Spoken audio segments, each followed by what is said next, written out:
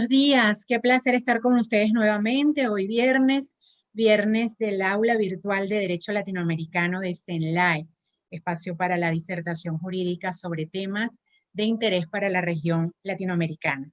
Les saluda Maydi Rondón, coordinadora del aula virtual de Derecho Latinoamericano de CENLAE. Le damos la más cordial bienvenida a la videoconferencia de la mañana de hoy, organizada por CENLAE con el apoyo tecnológico de Universitas Fundación para el aula virtual de Derecho Latinoamericano CENLAE.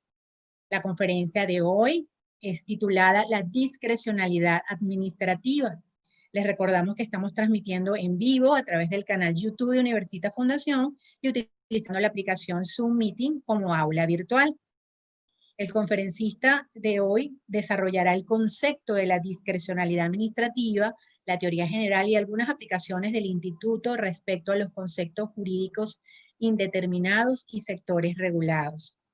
Nuestro conferencista invitado es el profesor Orlando Vignolo Cueva, doctor en Derecho por la Universidad de Zaragoza, España, abogado por la Universidad de Piura, en Perú, profesor ordinario de la Facultad de Derecho de la Universidad de Piura, Perú, y socio de la firma Vignolo Reyes Arrese, vocal del Tribunal del INDECOPI, Sala de la Eliminación de Barreras Burocráticas, director del Anuario de la Función Pública. Antes de dar el derecho de palabra a nuestro invitado, indicaremos las normas para el público participante y la dinámica para la fase de preguntas y respuestas. Agradecemos primero que tengan los micrófonos cerrados o apagados durante toda la videoconferencia y por favor eviten compartir la opción pantalla, activar esta opción de compartir pantalla en Zoom para los que nos ven desde esta plataforma. Las preguntas y o comentarios deben hacerlas por escrito a través del chat para quienes nos están viendo desde la sala virtual Zoom y a través de la sección comentarios para quienes se encuentran en la plataforma YouTube. Agradecemos que las intervenciones se refieran al tema que se está tratando y a los fines de dar paso al mayor número de preguntas o de comentarios, por favor deben realizar un comentario o pregunta por participante. No olviden escribir su nombre y el país donde se encuentra.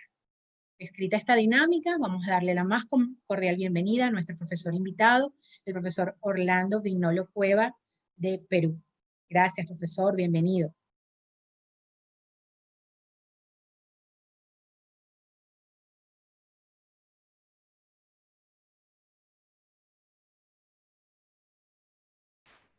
Ay, el micro, ya está, ahí está, perfecto.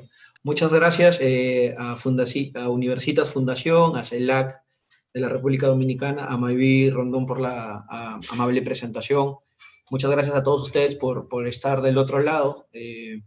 La epidemia nos ha enseñado que la universidad debe ser de los emprendimientos humanos más resilientes que hay, ¿no? O sea, por más que se han degradado un montón de actividades, por más que los estados han paralizado en general sus ejercicios, la universidad parece incólume, ¿no?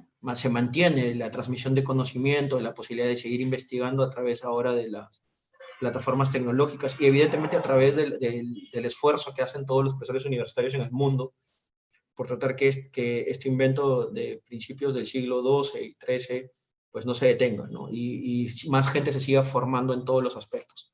Yo intentaré que esta disertación, que la he dividido en 4 grandes bloques, ¿sí?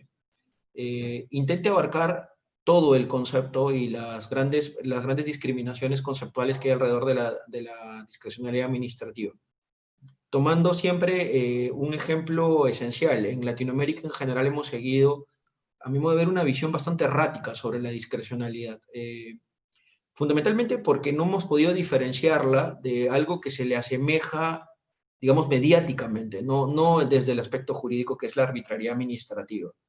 Muchas personas, en general no preparadas en derecho administrativo, igualan 2 categorías que son completamente distintas, ¿no?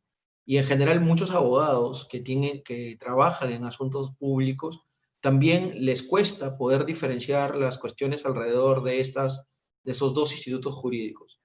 Entonces, es necesario, y esa va a ser la primera parte de mi intervención, discernir ambos institutos para poder llegar a un punto en donde podamos definir la discrecionalidad administrativa con una cierta soltura, ¿no? En segundo lugar, intentaré diferenciar si la discrecionalidad es propiamente de la administración pública o pueden existir otros poderes públicos que la tengan aparejada.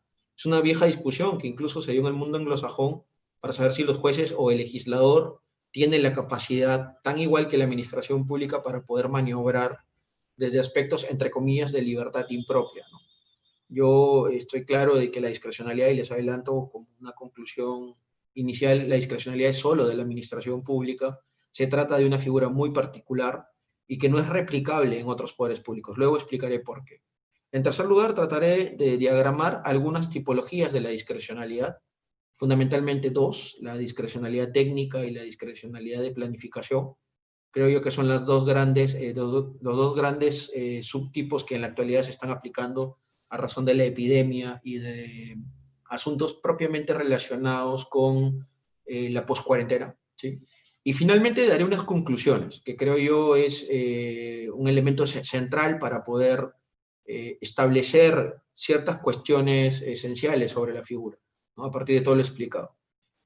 Siéntanse en la posibilidad luego de que acabe de explicar todo, hacerme las preguntas que consideren pertinentes, incluso de poderme escribir, porque en algún momento de mi vida universitaria he escrito algunas cosas sobre discrecionalidad que creo perfectamente que se las puedo ceder para que las puedan leer, ¿no? Si es que no la tienen a mano, porque fueron libros publicados básicamente en mi país. Bien, empiezo. Hubo un autor alemán con el cual yo no comparto lo que dijo, pero señaló algo que se ha mantenido casi como un sello indeleble sobre la figura de la discrecionalidad.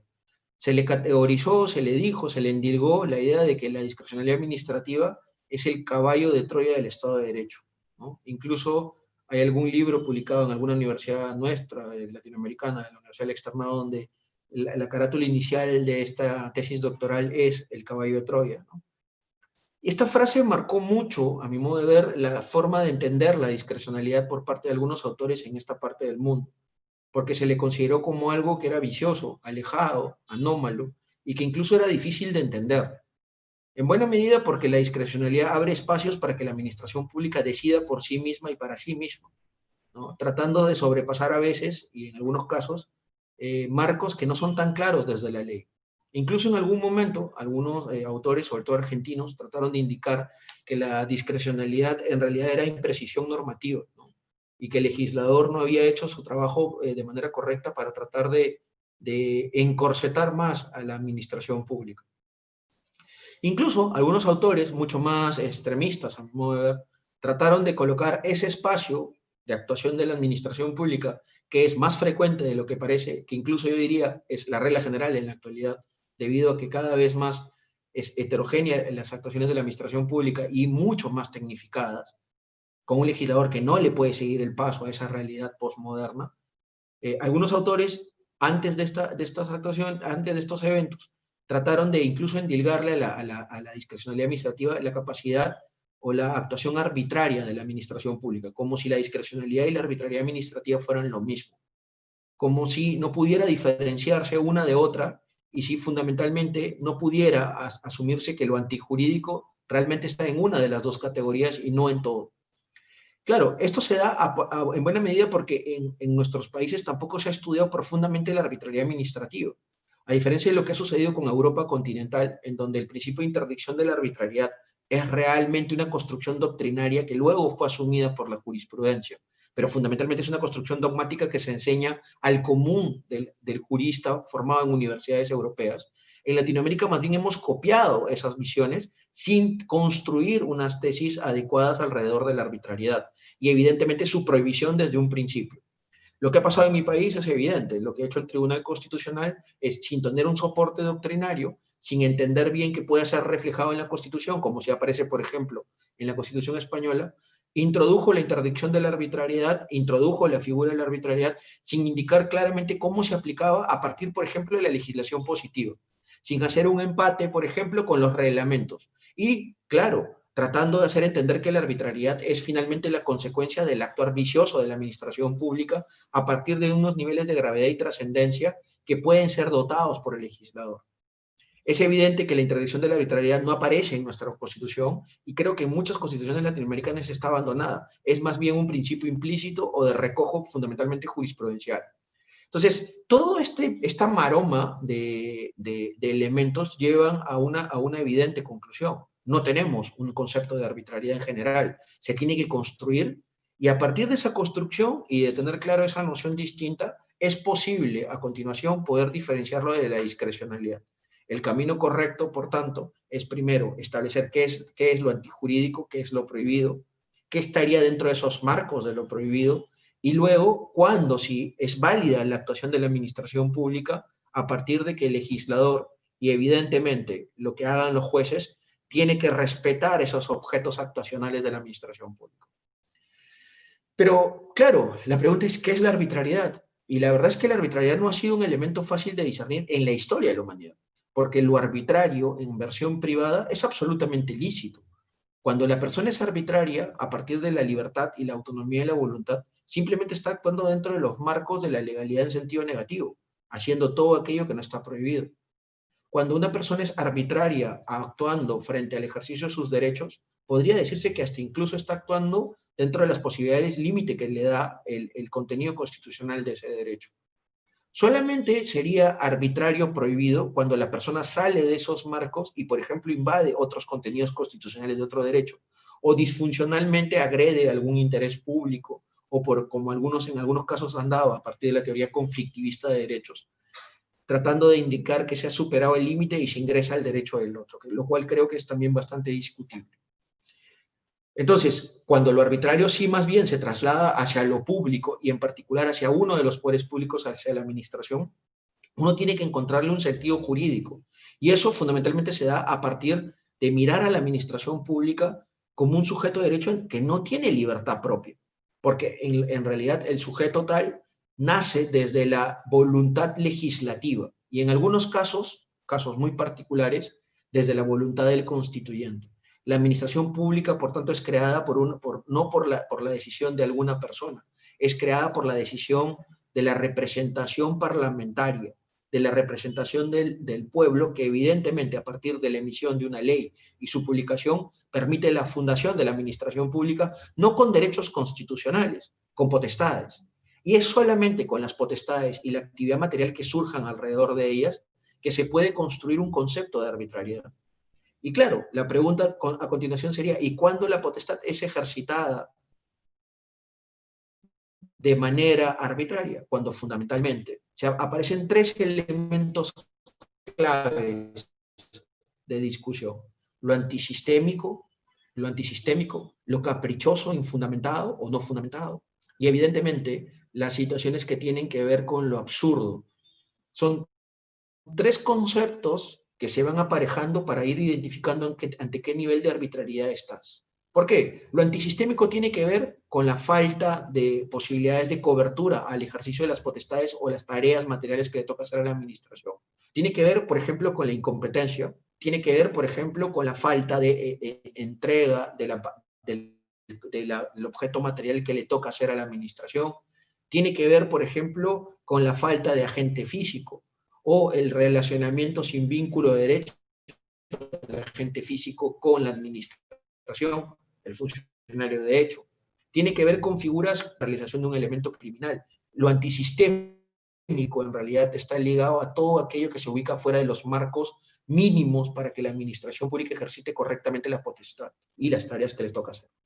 Lo segundo, el segundo aspecto de la arbitrariedad, que tiene que ver con los aspectos del capricho o la falta de fundamentación, está relacionado directamente a la falta de justificación que tienen los órganos de la administración pública para poder definir, fundamentar y evidentemente explicar ante terceros todos los actos y decisiones que toman a través del ejercicio de potestades.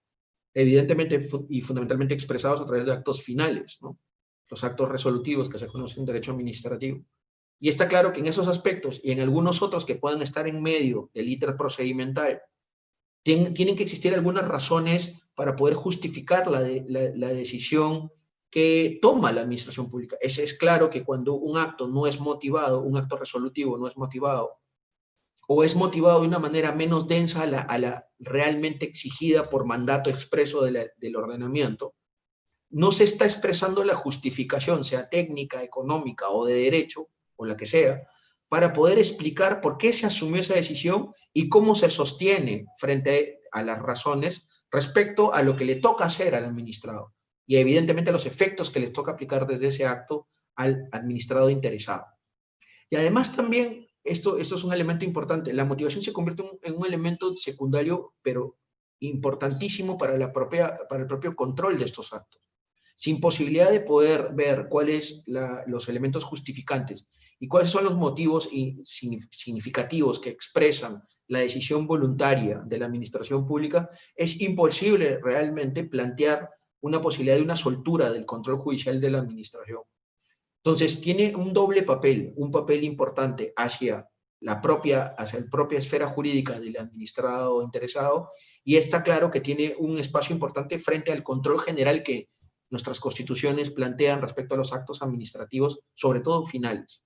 Sin que quite que también la motivación en una densidad menor, o a veces, digamos, mínima, tenga que expresarse en actos de trámite y en otras formas de actuación en donde la administración pública fundamentalmente expresa impulso de los ítems procedimentales. No tanto así, la motivación es expresada frente a otros elementos como la actuación material, que claro, evidentemente podría estar o no soportada en acto administrativo, ¿no? De ahí viene la diferencia entre vía de hecho o no, o la no vía de hecho, ¿no? Que se construyó en la doctrina europea continental fundamentalmente en clave de responsabilidad patrimonial, ¿no? Para poder exagerar o agravar la responsabilidad patrimonial de la administración, que creaba actuaciones materiales dañosas sin cobertura de acto administrativo, o lo hacía con la aparición de este último, ¿no? Entonces, desde ese aspecto, los actos materiales más bien se alejan de la posibilidad de la fundamentación, aunque tengan relaciones indirectas, en algunos casos, cuando se trate de elementos propios de la vía de hecho, soportada en acto administrativo, en algunas razones que se expresen en el acto que, entre comillas, le da cobertura a esta actuación material dañosa o lesiva de la esfera patrimonial de los administrados. Y en tercer lugar, y ese es el tercer encauce de la arbitrariedad administrativa, se da en el tema de lo caprichoso. Es decir,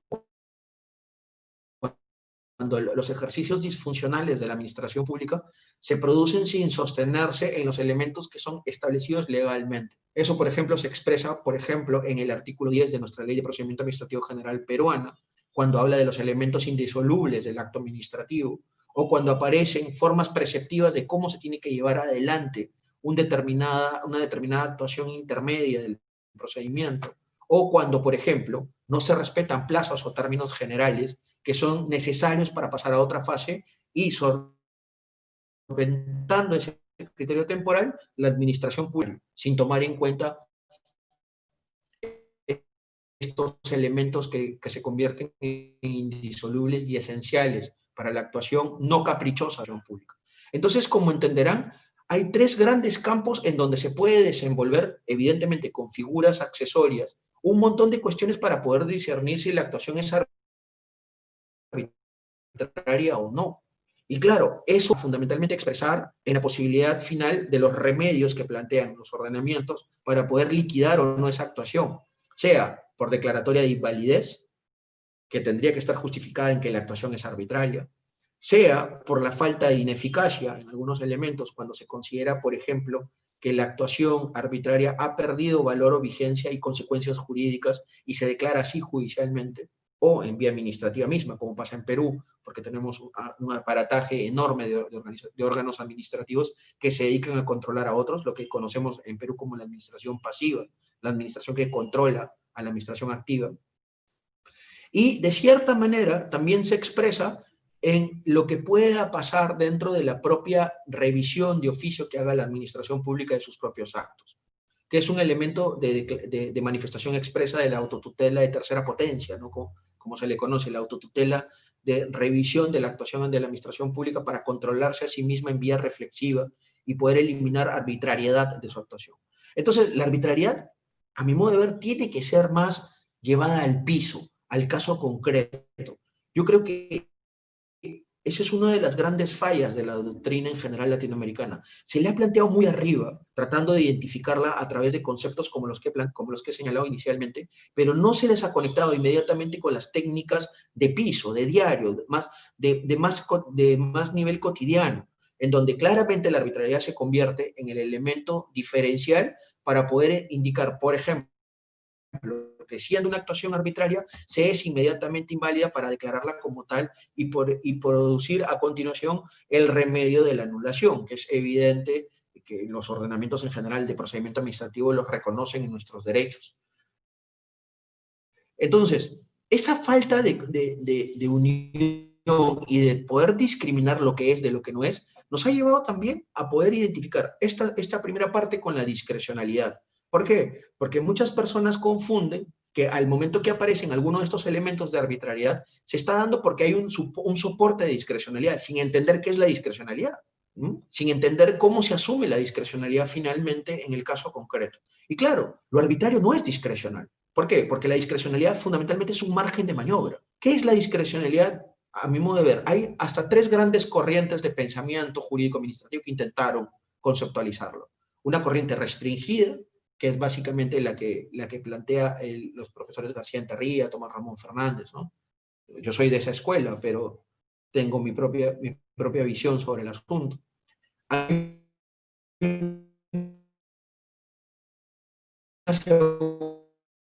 una corriente que es más bien amplia, que es ética, que ha intentado mezclar y darle una visión un poco más moderada en ciertas cosas y de naturaleza bifronte, ¿no? Yo me adscribo a esa corriente ecléctica, ¿ya? Que intenta especificar cada vez más la discrecionalidad, que intenta mirar de manera holística la figura para buscar alejarla de la arbitrariedad. Y claro, cuando uno se acerca a eso, el pensamiento y el trabajo científico más importante que se ha escrito sobre esa parte es el de Martin Bullinger, ¿no? Que escribió varios trabajos sobre la discrecionalidad administrativa, pero hay uno en particular que merece una especial atención, que es el que se publicó en España en La Ley, ¿no? En los años 90, finales de los 80, inicios de los 90, que en donde en nuestro idioma planteó los grandes elementos de esta conceptualización híbrida. ¿En qué se basa esto? En entender que la discrecionalidad tiene un doble espacio donde se tiene que definir el juez. Dentro de ese espacio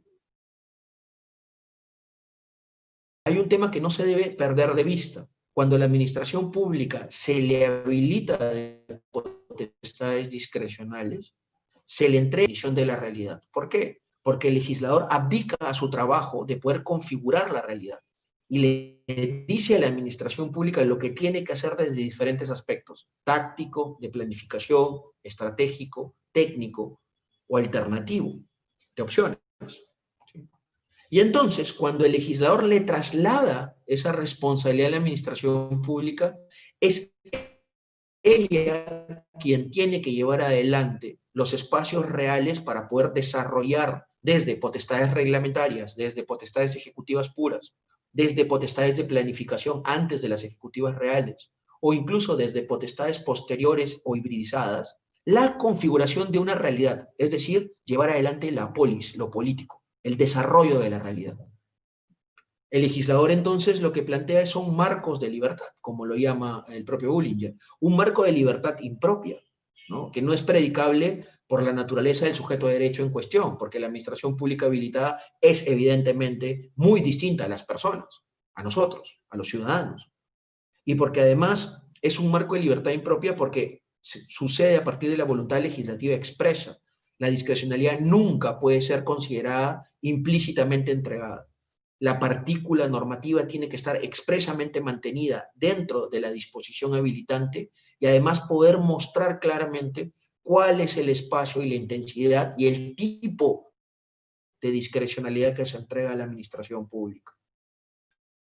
Entonces, son varias cosas que surgen. Es un marco de libertad impropia ante el legislador que permite a la administración pública ejercitar potestades que a su vez configuran la realidad, que no están puestas estas desde la ley, y que a continuación generan un marco especial de control judicial por parte de los poderes judiciales. Que eso es algo que ha llevado a discusiones inmensas en derecho administrativo.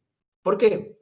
Porque desde una visión de la sustitución judicial, muchos hablaban de que los jueces tendrían que sustituir, en algunos casos, dentro de la fiscalización posterior, a las decisiones de la administración pública, sin entender muy bien que en realidad el acto discrecional o la actuación discrecional en general está basada en elementos que son entregados de manera válida por el legislador a la administración y ella es la responsable por la ejecución de esas potestades. Y por tanto, muchos de esos datos que provienen de esos actos discrecionales no necesariamente son jurídicos. Se tratan de datos esencialmente ligados a ciencias como la ingeniería o la economía o asuntos diversos relacionados con medicina o como está pasando ahora, con asuntos epidemiológicos que son exclusivamente técnicos sanitarios. Y evidentemente los jueces tienen un gran hándicap ante eso, un gran revés inicial por cómo se han desarrollado los sistemas institucionales de fiscalización judicial en el mundo, que es solamente un juez puede actuar en derecho, utilizando fuentes de derecho para poder controlar a la administración pública. Cuando le llega un acto discrecional a manos de un juez, está claro que sobre ese acto discrecional solo lo puede fiscalizar a partir de la naturaleza exclusivamente discrecional, planteando criterios como los principios jurídicos, planteando criterios como cuáles, los requisitos de validez del acto, que son los requisitos formales esenciales, objeto, competencia, finalidad, etc. En segundo lugar, en tercer lugar, solo revisando si se ha aplicado correctamente la legalidad en sentido amplio a partir de las fuentes y en último caso, mirando si tiene motivación, una motivación que sea más o menos reconocible y que permita justificar el acto. Está claro que hasta esos 4 grandes filtros judiciales es posible que transversalmente se pueda controlar el acto discrecional, pero el juez no puede entrar, por ejemplo, a estimar si la decisión o el motivo técnico es correcto o incorrecto, porque eso ya no es un campo jurídico, es un campo que la discrecionalidad genera y que se conoce como la oportunidad, los criterios de oportunidad. Y esos criterios de oportunidad son esencialmente lo político que ha sido trasladado a manos de la administración pública por el legislador. Entonces, si se quiere, y esto es así, en el caso de los actos discrecionales, el control judicial no es deferente, ni tampoco estimatorio, o si se quiere, con un nivel de apapachamiento sobre la administración pública. De ninguna manera. Tiene que controlarse esos actos discrecionales, pero tiene que controlarse dentro del derecho. Y eso es algo que creo yo no ha sido encauzado por parte de la doctrina. Cuando se ha hablado, y apareció esta discusión famosa en el mundo español de mediados de los años 90, sobre el control judicial de los actos discrecionales, en buena medida parte de esa discusión se dio por el tema de la sustitución judicial que estoy hablando. Y claro, lo que faltaba antes que hablar de la fiscalización es conocer la definición que cada uno de los autores asumía a partir de los elementos que se discutían respecto a la figura discutida, a la figura polemizada. Y ese era el gran problema. Ninguno de ellos o asumía la escuela abierta o la escuela cerrada o la escuela hibridizada. Tenían que partir de eso para poder llegar finalmente al control judicial. Y claro, el camino metodológico para poder entender cuándo se controla algo es primero definir lo que se controla. Entonces, siguiendo eso, está claro que tú puedes plantear la sustitución judicial cuando no entiendes claramente que la discrecionalidad tiene aspectos que no son de derecho y que escapan a las manos de los juristas, que escapan a las manos y a las posibilidades que tiene el jurista, sobrepasa las fuentes de derecho. ¿Por qué? Porque muchas fundamentaciones tienen que ver con ingeniería. Muchos de los actos técnicos sanitarios actuales tienen que ver con salud pública, que es una ciencia especializada en la medicina. Muchos de los actos que tienen que ver con planificación están relacionados con aspectos de management, que es una mezcla de ciencias o ciencias mixtas. Y eso, evidentemente, en manos de un juez no puede ser ni valorado ni sustituido, porque el juez no es competente constitucionalmente para hacer el trabajo de la administración pública. Lo que el juez puede hacer es utilizar los 4 filtros que he hablado: principios, requisitos de validez, motivación y una legalidad mínimamente aplicada. Entonces, no es solamente que se dedique a ver la forma, se dedica a ver la forma esencial y además cómo esa forma conecta con el fondo, porque lo que tendría que ver a última ratio es si esa forma aplicada sobre el acto administrativo en cuestión, que es discrecional, ha respetado la habilitación de la potestad discrecional. Claro, algunos dirían, pero no me queda digamos, valedera esta posibilidad, porque nunca se podrían controlar estos motivos extrajurídicos. Y la respuesta es, en sede judicial es imposible, a mi modo de ver. es imposible valorar estos criterios extrajurídicos. ¿Dónde se pueden controlar realmente? Y eso es algo que la doctrina científica más reciente ha venido implantando. La posibilidad de control de estos criterios extrajurídicos está en la propia vía administrativa, en la propia vía administrativa recursiva. Es decir, hay que empezar a valorar de otra manera los recursos administrativos y empezar a generar una armazón organizacional distinta respecto a los órganos que se ocupan de manera directa de evaluar y resolver esos recursos administrativos. Y eso pasa por descartar un elemento que en el caso latinoamericano ha sido bastante frecuente. La idea de que la vía administrativa es solamente un privilegio de la administración pública para retardar el control judicial. A mi modo de ver, eso es una idea bastante errada y muy pobre dogmáticamente, además que antigua.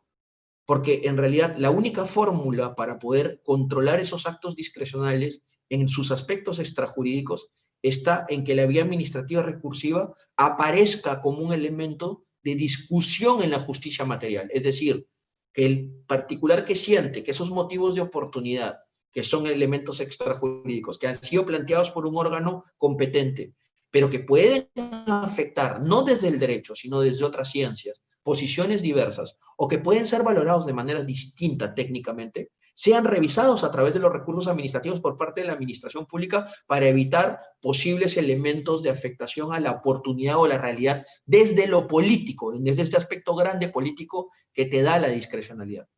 Entonces, la discrecionalidad administrativa no solamente tiene que ser controlada judicialmente, y ese es un elemento que hay que ya ir superando. El control judicial se va a encargar de una parte del control del acto discrecional.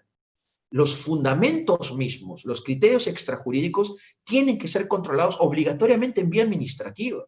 Y los recursos administrativos tienen que estar basados no solamente en elementos anulatorios, como en algunos casos se piensa, una pretensión exclusivamente nulificante del acto. Tienen que estar pensados como, por ejemplo, en algún sector de la doctrina italiana apareció en algún momento la posibilidad de sustitución de la decisión por razones de oportunidad planteadas, incitadas inicialmente por parte del administrador recurrente. Entonces, como verán, la justicia material no solo se despliega en el Poder Judicial, también tiene que desplegarse en la vía administrativa previa. Y más, si lo yo que si uno empieza a implantar eso en sus ordenamientos, y evidentemente el legislador ayuda, creando órganos administrativos un poquito más separados de la administración activa, que permitan tener una mirada distinta, un poco más neutral sobre lo que realiza los órganos que ejercitan las potestades discrecionales de manera directa, va a poder ir construyéndose la posibilidad de tener un doble control. Así como la administración pública recibe una potestad discrecional que es bifronte, también hay que establecerle claramente un doble control o fiscalización que tiene que ser bifronte, tratando de entender la naturaleza de ese acto discrecional. Una naturaleza que tiene situaciones o criterios o fundamentos que son también fuera de derecho y que solamente existiría posibilidad de poder cambiarlos, modificarlos, morigerarlos a partir de la propia vía administrativa, usando la propia fuerza de la administración pública que ejercita la potestad discrecional. Y claro, dejando en manos de los jueces solamente aspectos absoluta y netamente jurídicos, que es donde finalmente ellos se desenvuelven dentro de marcos de licitud más o menos estándares, porque los jueces solo hablan en sus sentencias desde el derecho. Dicho esto, entonces, ¿de dónde viene esta idea de que la discrecionalidad es arbitrariedad? Si son completamente distintas, son categorías en donde un caso está absolutamente proscrita, lo que he dicho al inicio, y en el segundo se tratan de actuaciones que fundamentalmente tienen que ser efectuadas porque el legislador lo permite, porque el legislador abre la posibilidad para que la administración pública actúe en un papel importantísimo de reconfigurador de la realidad, y porque además la propia administración pública recibe esa intensidad del poder discrecional para poder efectuar de alguna manera un servicio al interés público que no hace el legislador. Y no se trata de normas incompletas, se trata en algunos casos de normas que no pueden entrar más allá porque el legislador tiene pocas posibilidades de ponerse de acuerdo. Y ese es el gran tema de la legislación. A veces los juristas nos olvidamos que la formación de la voluntad del legislador se da desde las mayorías y minorías, y en algunos casos es imposible ponerse de acuerdo en todos los textos legislativos. Y está claro que lo que se puede hacer mejor frente a esa imposibilidad democrática, representativa, de ponerse de acuerdo es que la administración pública tome lo poco que el legislador ha podido consensuar en un texto legislativo, habilitado de potestades, genere reglas reglamentarias o actuaciones técnicas que permitan completar el desarrollo que se necesita para solucionar un tema de la realidad que, como repito, en muchos casos no es bajo fundamentaciones jurídicas, se da por muchísimos aspectos heterogéneos de diversas ciencias. Entonces, no hay forma de poder involucrar a la actividad arbitraria con la actividad discrecional. Son cuestiones completamente separadas. Mientras en un caso se intenta liquidarla, se intenta luchar contra ella, el famoso libro de la lucha contra las inmunidades del poder de García Enterría, ¿no? Que trataba de decir, estos campos son campos donde la arbitrariedad florece, donde la arbitrariedad crece alrededor de actuaciones de la administración pública que están sometidas a una serie de caprichos o espacios donde los órganos administrativos no respetan ciertos principios mínimos, como pasa en los concursos públicos, pasaba en los asuntos relacionados con actuaciones de contratación administrativa, y evidentemente en campos donde la arbitrariedad florece porque no hay realmente una densidad legislativa más o menos estándar. Frente a eso, es claro que la discrecionalidad no está en esos campos, la discrecionalidad está en la realidad pura, dura y diaria.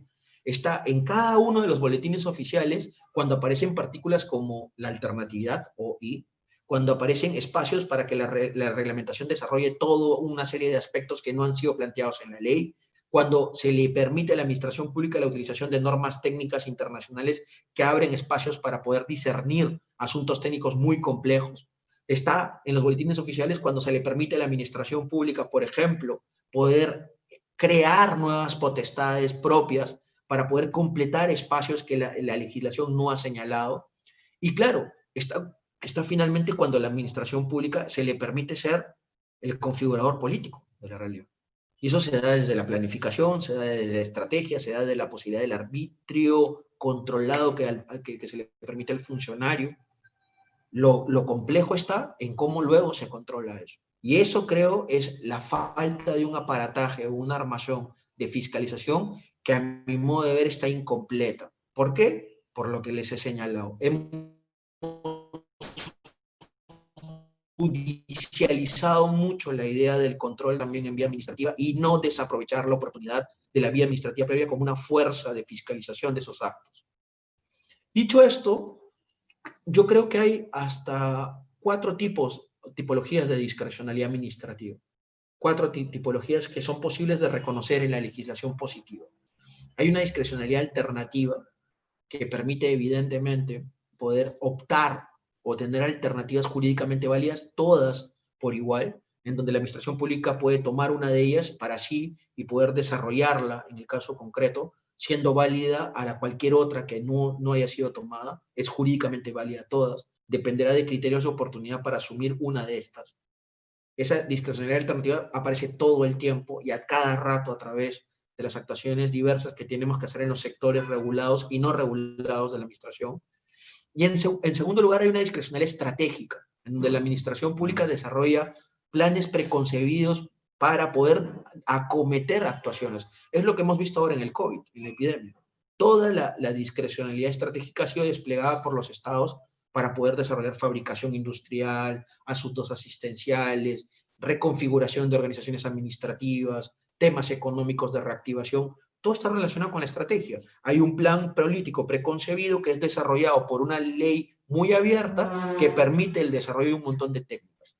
Luego, hay una tercera posibilidad que es la discrecionalidad planificatoria. Es decir, planes que ya vienen impuestos y que obligatoriamente la administración pública tiene que seguir para encorsetar o protocolizar sus actuaciones, en donde ella va preconfigurando cosas, sin que exista un caso concreto que desarrollar. Son planificaciones de futuro de mediano tiempo. Por ejemplo, las planificaciones urbanísticas. Está claro que en esos casos la administración pública desarrolla en una mente imaginaria cómo serán las ciudades del futuro y evidentemente en un plazo de tiempo las va aplicando a través de técnicas diversas. Y por último está la discrecionalidad técnica, que es la que más ha desarrollado conflictos en el control judicial. ¿A qué me refiero con la discrecionalidad técnica? Con la aparición de nociones indeterminadas o conceptos que te llevan a su vez a ciencias fuera del derecho.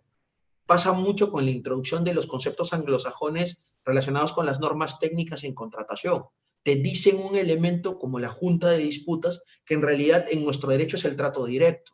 Te hablan elementos como los daños, que para los anglosajones es muy distinto a cómo se desarrolla la teoría de daños en nuestros países, o el mismo riesgo, el riesgo imprevisible que hablan a través de las reglas de ingeniería que cada vez más se van introduciendo en contratación administrativa, abre el espacio para que la administración pública valore de diversa manera y por criterios de oportunidad, en muchos casos de ingeniería constructiva, qué se tiene que hacer en el caso concreto respecto al control de un contrato administrativo. Entonces, como notarán, tiene múltiples aplicaciones de la discrecionalidad, no solamente está concentrada en la parte general. Ya olvidémonos de esa discusión española de los años 90. La discrecionalidad se ha desperdigado por todos los sectores donde la administración pública interviene. Y además, cada vez se va especificando aún más y más. Es un fenómeno irreparablemente producido. Es un fenómeno que no va a tener forma de poder ser controlado, digamos, en números. Tenemos que convivir con la discrecionalidad y aprenderla a querer y a amar y también a controlar, porque la discrecionalidad nos ha permitido avanzar como sociedad. Si la administración pública no hubiese tenido esos espacios y márgenes para poder discernir y todo hubiese sido una ejecución íntegra y mecánica de la ley, es probable que no viviéramos en la sociedad en la que estamos en la actualidad. Y está claro que tampoco hubiese habido posibilidades de márgenes de maniobra para las personas que desarrollaron. El problema ha estado en que no hemos creado un aparataje alternativo de control fuera de lo judicial. Y eso, creo yo, es el elemento que se tiene que construir en el futuro. Dicho esto, doy dos conclusiones finales y, bueno, abro el espacio para el debate y las preguntas. Primera conclusión, no confundir. Discrecionalidad no es arbitraria administrativa. No se puede identificar a una y otra. La arbitrariedad es solo el pináculo de un montón de figuras más abajo que van mostrando aspectos que tienen que ver con lo caprichoso, con lo no fundamentado, con lo antisistémico. Y la arbitrariedad evidentemente es el sostén para poder luego aplicar remedios como la anulación, remedios como la nulidad de pleno derecho, dependiendo de cada ordenamiento y de cada legislador según cómo haya creado estas técnicas para eliminar la invalidez jurídica de actos. Y en el caso de las actuaciones materiales está claro que lo arbitrario puede aparecer de una manera indirecta, ¿no? Porque lo arbitrario fundamentalmente se expresa en actuación propiamente jurídica. En cambio, la discrecionalidad no. La discrecionalidad es una figura que tiene centuria, más de una centuria estudiada, y que, claro, es una figura jurídicamente válida. Tiene que ser considerada como parte del Estado de Derecho. Es parte de lo que le toca hacer al legislador, a la administración pública y a los jueces. Y evidentemente en cada una de ellas tiene una manifestación distinta. A partir de tener un concepto claro, uno puede diferenciar categorías distintas. En segundo lugar, ¿qué está haciendo falta? Definir y controlar bien. Son dos cosas que creo yo están haciendo falta en la actualidad respecto a la discrecionalidad. Definirla correctamente, asume una postura. O eres de la teoría abierta, o eres de la teoría cerrada, o eres de la teoría híbrida. Pero alguna postura tienes que tener. No puedes asumir que controlas algo sin definir previamente cuál es la noción fiscalizada. No sigamos el camino español. Los españoles se equivocaron en eso y lo han corregido, gracias a Dios, en su doctrina más reciente. Porque ellos entraron a comprender la fiscalización judicial sin antes entender y hacer un análisis, como hicieron los alemanes o italianos, de lo que era la figura. Entonces, en Latinoamérica estamos en ese camino errado de creer, controlar la discrecionalidad. Todo el mundo vive controlando la discrecionalidad, pero no la define inicialmente. Asume una postura. Luego, está claro que el control judicial es distinto. Tú no puedes controlar situaciones desiguales de manera igualitaria. El acto discrecional no es igual al acto reglado, o el acto reglado que tiene dosis de discrecionalidad, porque puede también haber híbridos. No son iguales. El juez, cuando está ante una actuación diversa, tiene que tener fiscalizaciones distintas. Y además, un juez no es el funcionario público. Un juez tiene que actuar como le toca. Un magistrado que actúa en derecho. Y sus sentencias tienen que estar fundamentadas en fuentes jurídicas. Claro, frente a lo que falta de la discrecionalidad en su fiscalización, se tiene que crear un aparataje en cada ordenamiento. En Perú lo hemos intentado hacer. Tenemos tribunales administrativos que son administración pública pasiva, a un estilo medio afrancesado. Y ha funcionado bien. O sea, ha bajado el nivel de litigiosidad judicial y muchos actos discrecionales se controlan por situaciones de oportunidad. ¿Por qué? Porque somos órganos administrativos. Y porque finalmente los órganos administrativos pueden expresarse también en sus decisiones con criterios extrajurídicos, a diferencia de lo que pasa con los jueces. Dicho esto, pues agradezco a las organizaciones que han permitido este seminario y a Mayví Rondón por su amabilidad. Muchas gracias y quedo a disposición para cualquier duda o consulta.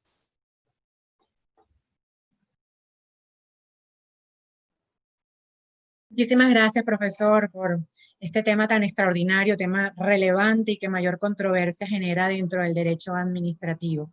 Tenemos muchos comentarios, muchas preguntas de nuestros participantes, pero antes quería comentarles que además de transmitir en vivo a través de Zoom y a través de la plataforma YouTube, también estamos en vivo desde Facebook. Y saludamos a todos los que están participando desde esa plataforma. Queremos saludar también al profesor, el doctor Aníbal Rueda, magistrado emérito de la extinta Corte Suprema de Justicia de Venezuela, ex rector de la Universidad de Carabobo.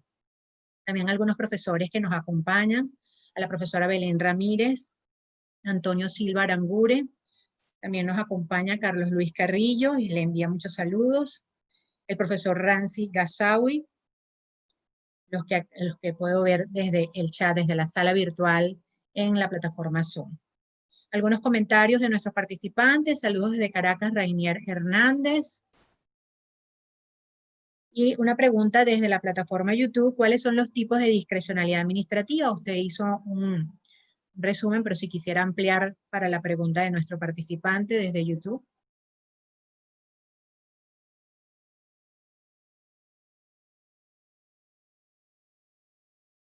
Si tiene el micrófono apagado, vamos a ver dónde lo... Lo suelo apagar cuando termino de hablar para que no se mezclen sonidos hogareños, ¿no? Que esto Okay.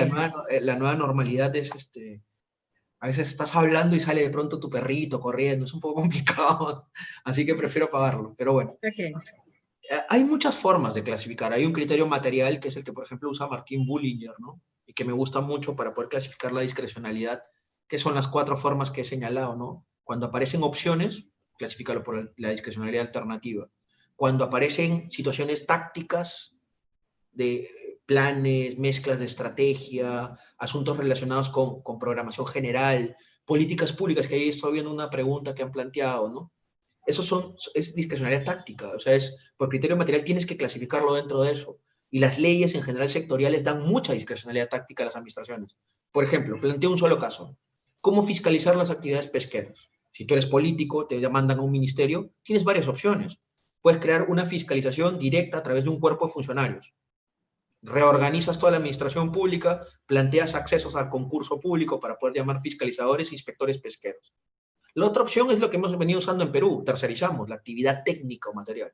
Las trasladamos a los sujetos empresariales que son controlados por la administración pública y ellos realizan la fiscalización sobre los operadores pesqueros. ¿A cambio de qué? De que el funcionario vaya en un momento determinado cuando lo llame el contratista y le diga, ya tengo todos los datos para que puedas levantar el acta de inspección. Y eso sirva luego para tomar decisiones de corte sanitario, de protección del recurso hidrobiológico, etc. Entonces, son opciones, pero ¿eso viene de qué? De programar aspectos organizativos, funcionariales, de manejo de fondos públicos, que evidentemente es táctica pura.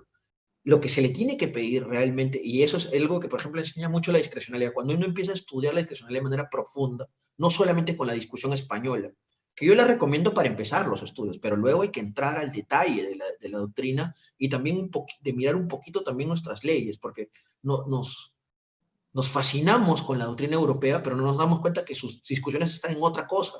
Nosotros tenemos otro tipo de discusiones, ¿no?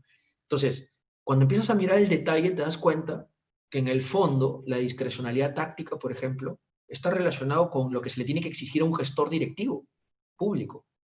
O sea, tienes que pedirle claramente cuáles son los niveles y exigencias de transformación que vas a hacer. ¿Qué vas a afrontar con el funcionariado que tienes? ¿Qué te toca hacer con el presupuesto anual que te entrega el legislador para poder acometer actuaciones diversas y objetivos de interés público ya predeterminados por la ley? Entonces, te permite de alguna manera medir la actuación del funcionario directivo, que en este caso es el designado político como ministro. El otro criterio, el criterio material también te da la posibilidad de tener discrecionalidad planificatoria, que fundamentalmente se expresa en urbanismo, en ordenación territorial, se expresa en asuntos relacionados con la planificación de los elementos humanos, de los sujetos de derecho, funcionarios, ¿no? Que en el Perú tenemos, por ejemplo, claramente desarrollado a través de una oferta de empleo público, ¿no?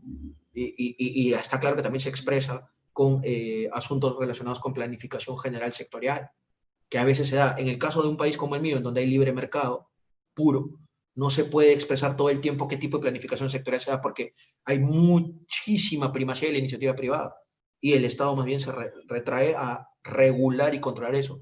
Pero hay puntos en donde, por ejemplo, son bienes escasos, como pasa con la minería, donde sí claramente hay una planificación general del suelo y del subsuelo, y eso lo tiene que hacer discrecionalmente la administración pública por criterios planificatorios.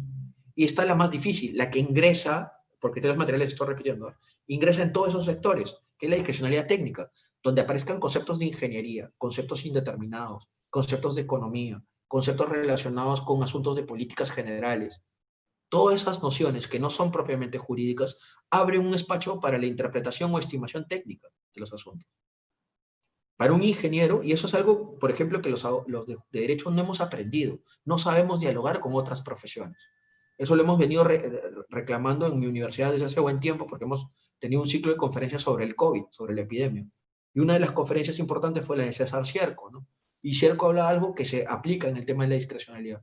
César decía claramente, es uno de los grandes profesores españoles de estudios sobre la epidemia, ¿no?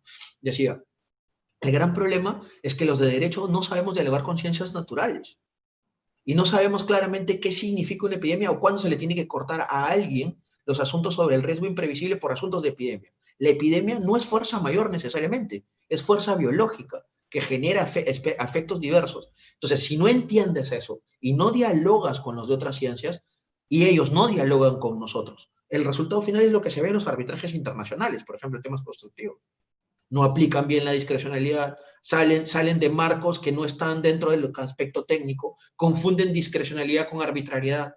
Dicen, es arbitrario. No, en realidad es discrecional técnico. La administración pública puede definir que el edificio en donde se va a construir una sede institucional de un ministerio sea hecho de armazón o de aspectos relacionados con el hormigón concentrado, porque es mucho mejor para los niveles de densidad que tiene el suelo de Lima, por ejemplo.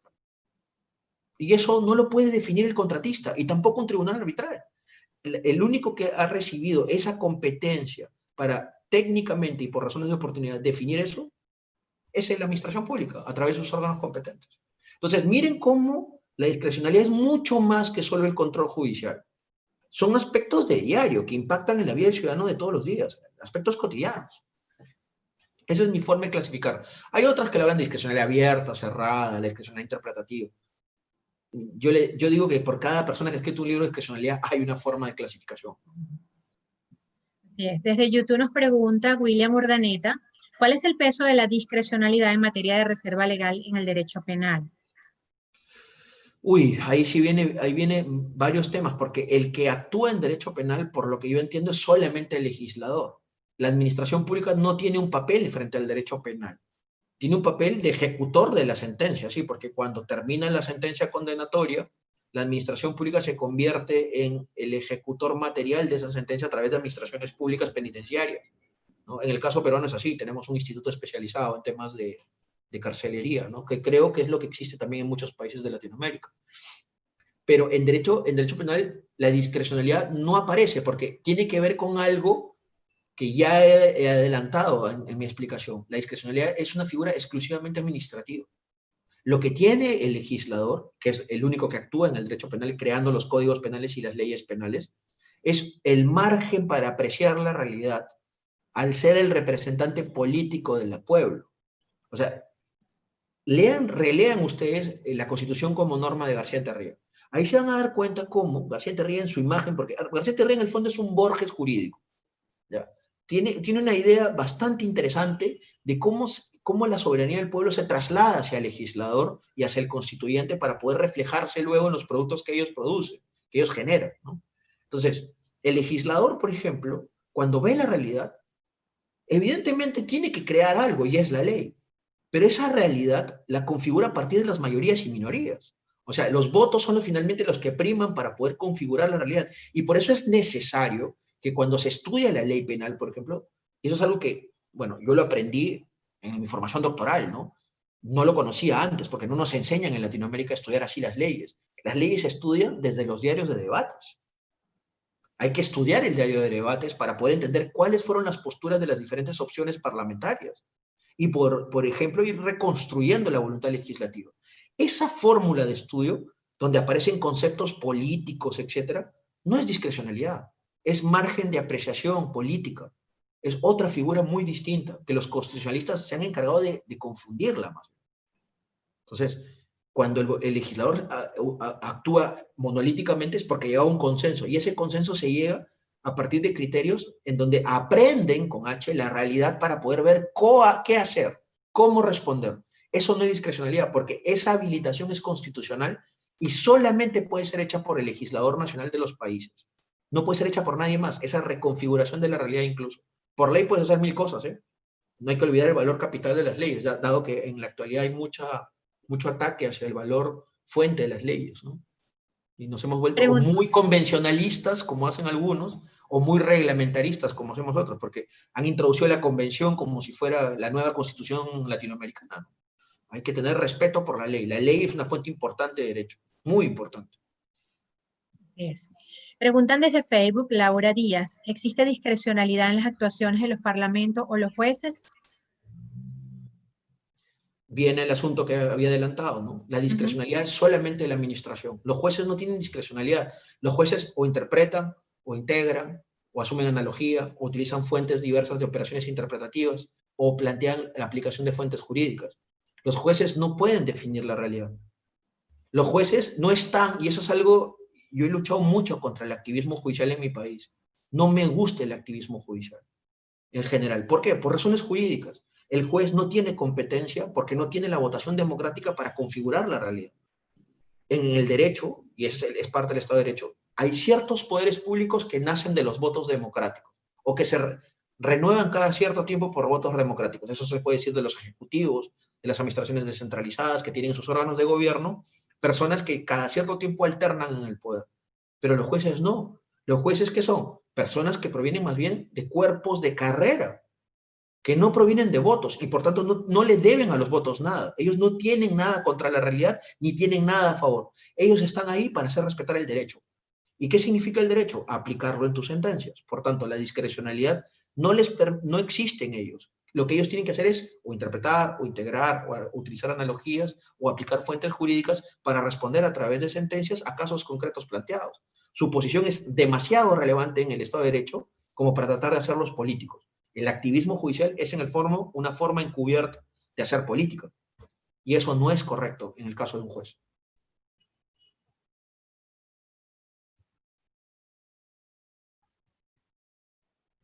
William Urdaneta desde YouTube nos pregunta, ¿cómo actúa la discrecionalidad en el control de la prueba pericial? La prueba pericial es un tipo de prueba muy particular, ¿no? Porque, claro, plantea indicios y algunos elementos de plenitud sobre la comprobación de algo. Frente a las pruebas, yo no creo que haya discrecionalidad. ¿Por qué? Dependiendo del tipo, del tipo de principio que se utilice en el procedimiento o el proceso judicial, si es libertad probatoria, podría haber espacio para que la administración pública por oficialidad presente una y otra prueba. Pero eso no sería una discrecionalidad pura, sería discrecionalidad alternativa. Te da opciones probatorias diversas, ¿no? Y la administración pública, por esa libertad probatoria y por el principio de oficialidad, introduce o no introduce una prueba, o un medio de prueba dependiendo del objeto discutido en el procedimiento o el proceso. Perdón, en el procedimiento. En el proceso judicial la situación es mucho más estricta, porque acuérdense, al menos mi ley procesal, la ley del contencioso peruana, tiene etapas postulatorias muy cerradas de la prueba. Y claro, lo que se entrega en un momento ya luego no se puede quitar ni aumentar ni disminuir, porque hay mucha preclusión procesal. Y evidentemente se genera un espacio mucho más pequeño para la libertad probatoria.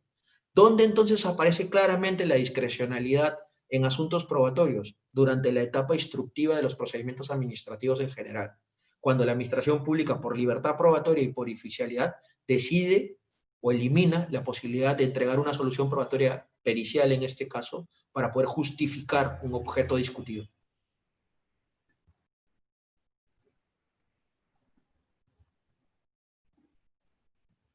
Desde Facebook nos preguntan, ¿el manejo de las políticas públicas derivadas del tema COVID-19 está envueltas en gran complejidad, desinformación, estudios insuficientes y contradictorios?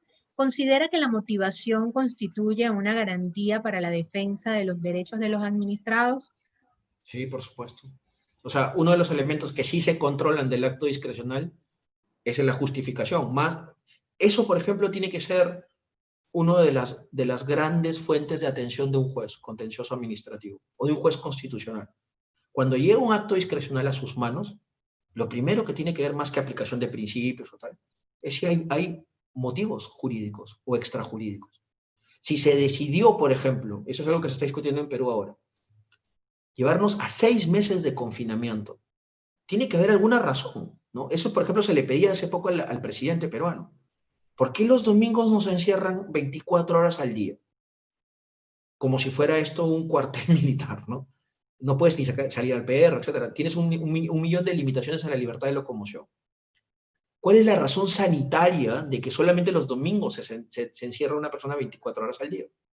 No se dijo. Entonces, evidentemente esa orden que está metida dentro, esa orden prohibitiva o de suspensión de los derechos, que está metida en un decreto, no tiene una justificación y eso tendría que ser controlable, porque por más que sea un acto discrecional, que está puesto en la legislación de la emergencia, tú tienes que decir las razones de por qué. Porque además hay un tema que se olvida y creo que nos hemos olvidado en el estado en el que estamos viviendo. El Estado de Derecho es el estado de la razón. Es el estado de las razones justificantes. Si uno no expresa eso, ya no hay Estado de Derecho, realmente. Si uno no dice por qué se va a limitar la libertad para conseguir un objetivo, uno realmente está entrando a los campos de la arbitrariedad. Y ahí es donde la discrecionalidad deja de ser solamente un disfraz para convertirse en arbitrariedad. ¿Por qué? Porque el acto discrecional, entre comillas, no justificado, es en realidad un acto arbitrario. No tenemos más preguntas ni comentarios de nuestros participantes. Ya estamos en el tiempo, ¿cuáles serían sus reflexiones finales? Eh, algunos comentarios que nos pudiera hacer sobre este tema, pero ya usted ha dado una amplia revisión, no solamente de Perú, sino de Latinoamérica, donde la discrecionalidad ha dominado el quehacer de la administración pública, no solamente en su organización, sino también lo que respecta a su funcionamiento. Es como la expresión más visible de un dispositivo cargado de poder y de opciones implícitas en el derecho administrativo.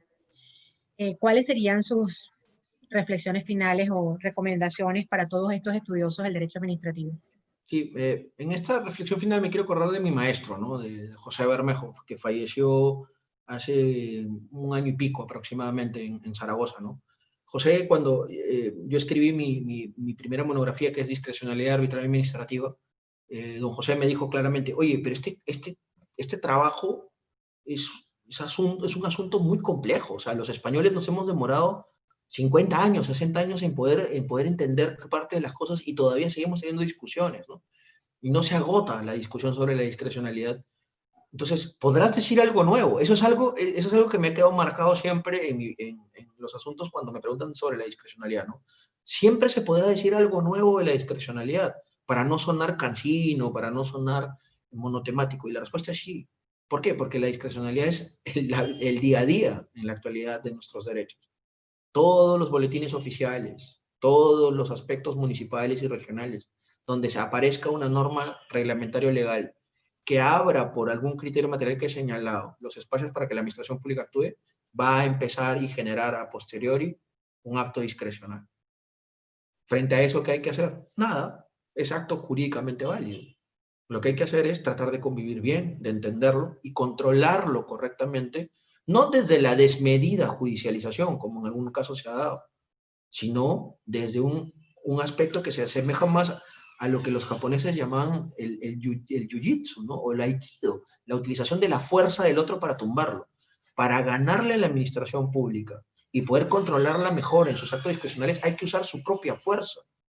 Y eso podría llevar a reequilibrar la balanza frente al ciudadano, ¿no?